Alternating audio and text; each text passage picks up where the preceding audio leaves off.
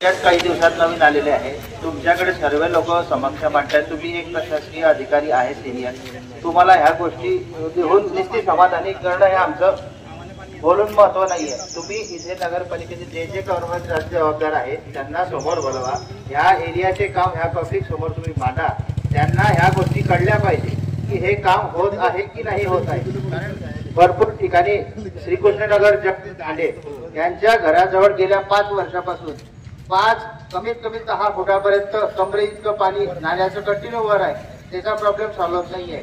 गुरुकुल जवळ अक्षरशः हे महाविद्यालय आहे, तिथे पण गटार फुटलेली आहे की इंजिनियर साहेबांना गेल्या 6 महिन्यापासून या गोष्टीचा पाठपुरावा करतोय, व्हिडिओ टाकतोय, तरी सुद्धा त्याचं काम लागत नाहीये। एवढी फवारणी करायला पाहिजे सर, गावागावात जागोजागी डेंग्यूचे मच्छर चालू आहे।